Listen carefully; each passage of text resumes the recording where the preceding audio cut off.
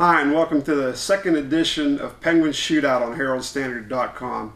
I'm your host, Rob Burchianti, and with me again today, Herald-Standard.com sports writer Derek Day.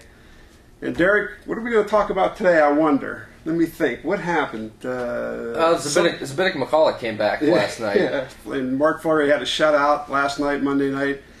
And I think some guy named Sidney Crosby came back, and what a spectacular return he had. He comes back, I think it was his third shift, scores a backhander goal, and ends up with 4 points on the night. The Penguins win 5-0. Obviously, the big news and a huge lift, and the hockey world was all over it. I mean, what did you think of that tremendous opening game for Sidney?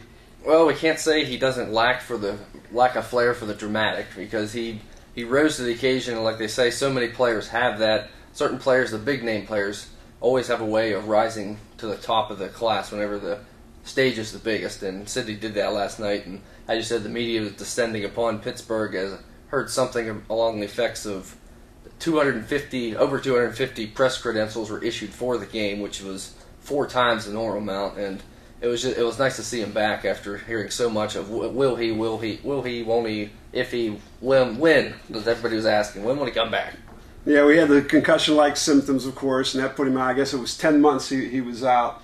But it's funny because everyone was talking about it. I know there was people for the radio and everything. Everyone expected him to have a big game. And I was thinking, how can you expect that? I mean, I know he's spectacular and he has a flair for the dramatic, but I still thought after a while he went through, he probably just wants to get his feet wet.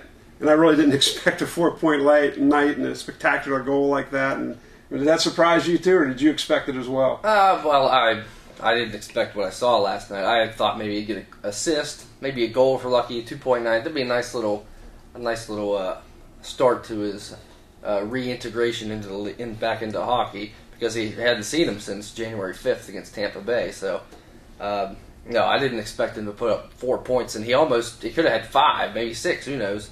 He almost scored or registered an assist almost there in the first shift if Kunis just smacked one off the crossbar there. They were in the opening seconds. Immediately, like the national media was just drooling over how tremendous he played, and they've been saying the Penguins are probably the favorite right now. What did you see going forward now? If Crosby's okay and he's healthy and he's good to go, what do you see this for the Penguins? How do they stack up now against the rest of the league? Well, I think obviously the Penguins brass did the right job in not rushing him back. And he looked pretty close to 100% if he wasn't last night. But the Penguins needed him to come back at that time. They'd lost 3 of their last 4 heading into this game, and their offense just looked kind of stagnant. I mean, from what I saw, you might have thought something different, but it seemed like when they needed to score a goal, it seemed like such an effort. I mean, no matter how well Malkin, Stahl, and Neal had done, which they have done well this year, and I don't see. Obviously, it takes a little bit of luck to be able to go back to that. Reach the Stanley Cup and win it and such, but there's no reason, as long as the pieces fall in line, they should be able to do it based on their full strength in terms of talent. Some people were already saying, geez, you think he has a chance in the scoring race? So, I mean, because he puts up 4 points right away. Any chance of that? You think he's gonna have a little lull there? Or I know the adrenaline was flowing that first game. The crowd was going crazy. They had the welcome back Sid signs. It was just a spectacular night, and obviously he was pumped up for it. But what do you see? You think he can maintain? He's probably going to have a little. I think he said today he was a little bit sore, a little bit from contact. But what do you think he can maintain? Well, they said when Lemieux returned from he missed a bunch of games back in the early '90s. He had come back and trailed Pat LaFontaine by 20-some points or whatever, and he went on just some torrid pace and made up the gap, and it was something to behold. Now, I mean, Crosby is about as close as Lemieux, I think, we'll ever see, at least based on who's in the NHL now. But I don't know if he'll make it all the way back and to be able to win the scoring title. But I think he'll put a pretty big dent in it, and he probably won't put up 4 points a game. But then and also factor in they're playing the Islanders, so we're not talking about the 2009 Red Wings they're playing or something like this. It's still the Islanders, so don't get your hopes too high. But then again, after that long being laid up, It's still impressive. Well, it'll be interesting to see. Their next game is against the Blues. We'll see how things shake out there. In the standings, as Derek had pointed out, they had lost 3 or 4 games, the Penguins, since the last time we talked to you before the 5-0 victory yesterday. But that still puts them with 27 points, which is the most in the East, and tied for the most in the NHL. Puts them in first place in the Atlantic Division, behind Philadelphia with 25. And a lot of people are already saying that Pittsburgh and Philly are going to be probably 1 and 4 when you look at the playoffs ahead already. I mean, it's a little early, but they're already saying that the winner of that division will probably have the top record, and the second place team will have the 4 seed. Yeah, I just want to talk briefly on that. I remember it's good to see in the schedule they haven't played the Flyers yet, and it just kind of irked me last year whenever the Penguins played the Flyers 3 times within the first month, and then those 2 teams are duking it out for the division lead, and all their games were done. You couldn't see them go head to head, or at least this year they haven't. They've kind of backloaded the schedules a little bit more with not playing the Flyers yet, but we'll get to see them soon enough. And as if those games needed any more fuel for the fire. Yeah, and of note too, I was hearing today on some of the radio stations that the Flyers had pointed out that on some blogs and whatever. Some people were writing that, they were kind of dissing Crosby, saying, well, he played the second worst defense in the league against a 4-string goaltender and all that. So this is all in Philly, or they were sort of like downplaying Sidney's return. So you can see the rivalry is just as heated as ever. Do you want to talk about some of one thing we didn't do last week was talk about some of the newcomers the Penguins have from that they didn't have last year. Who are some of those guys? You want to hit on some of those guys? The list isn't that long. They didn't really bring in that many, just based on the fact of so many injuries. They kind of went with the philosophy of, if we just get healthy, we can be a really good team. But that notwithstanding, they brought in Richard Park, who had been playing in Sweden last year. He also played some with the Penguins, originally drafted by them actually, and last team he played for in the NHL was the Islanders. So they signed him, and he's come in and performed admirably, especially in the absence of all the scoring with Crosby out and Malkin kind of in and out of the lineup early on this season. He's provided a really solid force on the penalty kill, as well as a 4th-line center, and even 3rd line there with Stahl was playing on the top line. They also brought in Steve McIntyre, who kind of an enforcer to replace the departed Eric Goddard, who hasn't really been in the lineup much, but it's not really expected when you have the big enforcer. 6'8", I believe he is, just 250 pounds, very menacing force out there when he does suit up.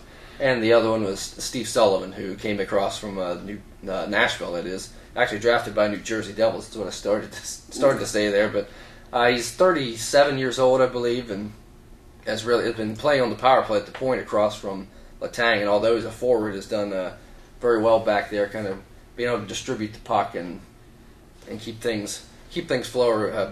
Like you said, as young as that team is, Sullivan's kind of one of the veterans, and he can provide some leadership there. Yeah, I think that's really key. That's a lot of people point out as him as a key addition, and I agree with that. Sullivan, I'm sure as the year goes on, he blends in with Crosby and whoever else he's going to be playing with. I know, I guess we didn't touch on the lines, but Crosby was out there with Pascal Dupuis and Kunitz. Was that for the most part yesterday, I believe? Yeah, that's what he started with, and that's no point to mess with anything that's working, because that's who he was with last season. Yeah, last season when he was on pace for, as many had said, an assault on the league when he was leading the league with 66 points last year, and it took him 2 months or something before he finally dropped out of the top 10. Yeah, that was funny. Yeah, he was in the top, even like a long time after he was injured. He was still near the top. Let me talk about stats. Let's go. Want to hit on that a little bit? Yeah. Well, I mean, let's go ahead. Okay, so far for the team stats, the Penguins' power play still doing fairly well. It's 18.68%, 11th in the league, and the power killing is 89.55%, 3rd in the league. Still doing pretty well in both of those. What do you think of those so far? Well, the penalty kill did drop off in that 3-game. When they lost 3 out of 4, they gave up several power play goals. That's why they've been knocked down a few points. They were leading the league there for a while, and I think that has a lot to do with McCulloch being out. And it's good to see him back. He missed 10 games with a broken finger. He returned last night. Not quite as much hoopla surrounding his return as it was Crosby's, but and the weird thing about the Penguins is with all this offensive talent, their power play still seems to be in a little bit of a funk in terms of being able to put the puck in the net. And they moved some things around, bumped Kunis down to the second line, second power play unit last night, and moved Neal in front of the net. So, and Neal hasn't played with Sidney Crosby yet. You have to realize that. So it might take a while for them to develop some chemistry, because they brought Neal in to be that winger, that scoring winger that Crosby hasn't had probably since Marian Hossa in his brief little stint. Right. I know there's going to be some adjustment. I'm sure the power play will improve at Crosby. I know Neal wasn't posted in front. Now he's kind of changed his position on the power play a little bit, but I'm sure in time this power play with Crosby has got to just get better, don't you think? It has to. I think there might be some outrage if it doesn't. Yeah. It's about the only thing to worry about as far as the Penguins is so far. Is the goaltending's been excellent again, as well as the defense, and they want to strengthen their 5-on-5 play as well. Let's go through the stats real quick. Still leading in the goal scoring for the Penguins is James Neal with 12. Jordan Staal has 10, and then Kunitz has 3 assists. Chris Letang still leads. He has 15. Dupuis has 13. He's second. Evgeny Malkin has 10. He's third. Points overall, Neal has 21. Dupuis and Letang, the defenseman, still up there with 17. And Malkin and Jordan Staal have 16 each. Plus minus, interesting to note that number 1 is Jordan Staal, he's plus 6. Number 2 is Matt Niskanen, he's plus 7. And number 3 is Pascal Dupuis, he's plus 10. And let's hit on this a little bit. The worst plus minus, Paul Martin is a minus 9, and he's been having some trouble this year.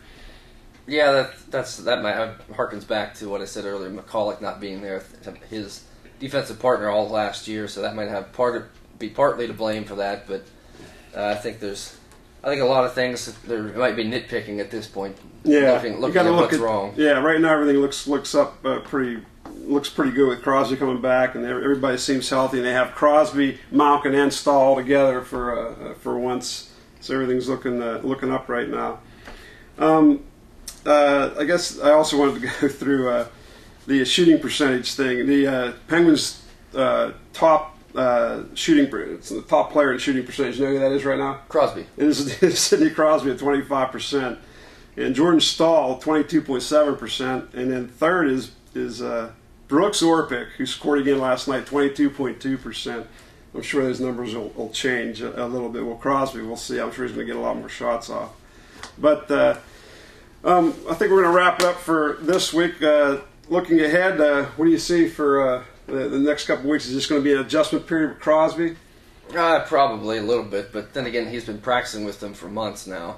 Like I said before, they have St. Louis coming in here tomorrow night on Wednesday, and remember they have actually Brian Elliott starting now, but they also have Yaroslav Halak, who gave the Penguins fits in that 2010 playoff game, and then Ottawa after Thanksgiving, at Montreal, at New York Rangers, and then at Washington December 1st. So mark that in your calendars too against Washington. Washington won't hold back at all because we know. I mean, they're the Capitals. Come on. Yeah, that'll be something to look for. Well, I'll be looking forward to see how Sidney plays in the next couple of weeks and how he adjusts to playing full time again.